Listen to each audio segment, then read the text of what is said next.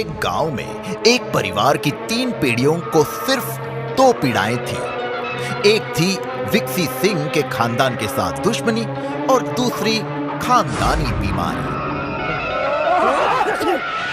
वहां विलायत रिटर्न विक्सी को भी एक बीमारी ने जकड़ लिया था। मुझे प्यार हो गया।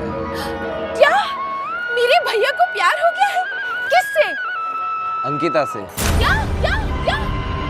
परसों की दुश्मनी भूल गए भैया? एक ना एक दिन ये दुश्मनी खत्म होनी है। पर कैसे? विलायती हेयर जेल और पाउच के कारण विक्सी को आई एक आइडिया और अपनी बहन की शुभकामनाएं लेके विक्सी निकला अपना प्यार पाने और पहुंचा सीधा सर्दी सरदार के पास, जिसकी नाक में किसी ने दम कर दिया था। कमबख्तो! तुम यहाँ पर बैठकर गोटियां तोड़ रहे हो और वहां उन 3 छिछोरों ने फिर मेरी ड्रिंक में बर्फ मिला दी है। और तुम तो जानते हो कि सर्दी सरदार के लिए बर्फ का मतलब है मौत। What's up, सर्दी सरदार भैया? अबे विक्सी, तू यहाँ क्या कर रहा है? मैं आपकी बहन का हाथ मांगने आया हूँ। तू मुझे अपनी बहन का हाथ दे दे। हैं? दे दे।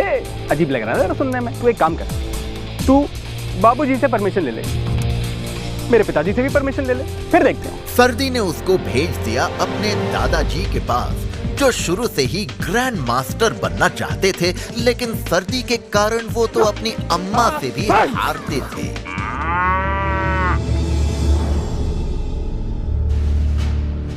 What's up, दादाजी? तू? अरे तू कहाँ है इधर?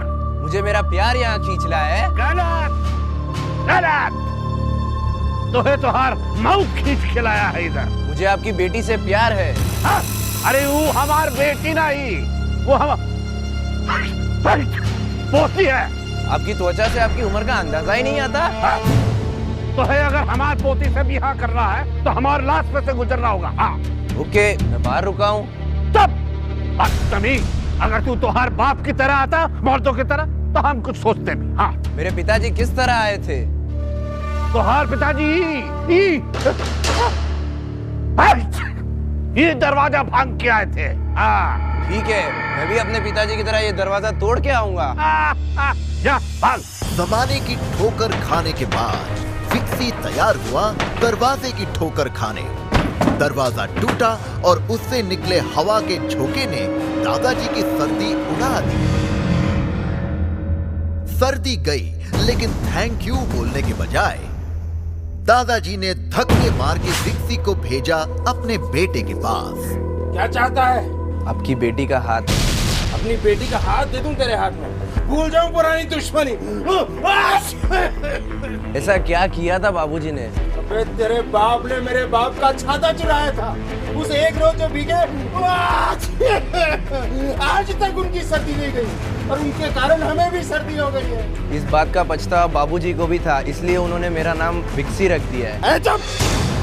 सुन, गांव में एक मुर्गी 32 साल में सोने का एक अंडा देती है। उस अंडे से एक मुर्गी पैदा होती है जो सबसे तेज भागती है। उस मुर्गी की बाईं टांग जब मैं अपने राइट हैंड से खाऊंगा ना, तब मेरी बीमारी ठीक होगी। क्या वो मुर्गी ने क्या टांग के बदले मेरी बेटी का हाथ ले जा। बस इतना? I am a hunter, you want to see my gun?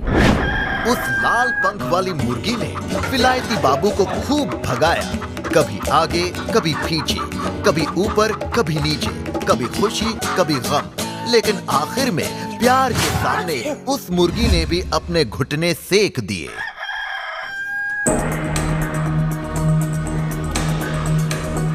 मुर्गी की बाई टांग दाएं हाथ से खाके पिताजी की सर्दी छूमंतर हो गई। मैं ठीक हो गया, मैं ठीक होगा। पिताजी का बिना सर्दी का नंगा नाच देखकर विक्सी फिर पहुंचा सर्दी सरदार के पास। तूने दोनों की सर्दी हटा दी, मेरी भी हटा दे यार। कुछ करना, क्या करेगा? आप बताओ क्या करूं? तू एक काम कर, इस गांव में 3 छिछोरे हैं, कमबख्त हमेशा मेरी ड्रिंक में बर्फ मिला के चले जाते हैं। सर्दी सरदार के लिए बर्फ का मतलब है मौत। तू एक काम कर, उन तीनों को कबड्डी में हरा दे। शर्म के बारे वो गांव छोड़ के चले जाएंगे। मैं अपनी बहन का हाथ तेरे हाथ में दे दूंगा। बोल क्या बोलता है? बस इतनी सी बात, मैं यूं गया और यूं आया। सर्दी सरदार ने विक्सी को कबड्डी में जीतने के बदले में अपनी बहन का हाथ देने का वादा किया। विक्सी प्यार के खातिर मुश्तंडों से भिड़ गया और एक घमासान युद्ध के बाद उसका प्यार आखिर जीत ही गया। तीनों पीढ़ियां बारात में नाचने की प्रैक्टिस करने लगे और विक्सी खैर वो तो निकल गया अपने प्यार की ओर।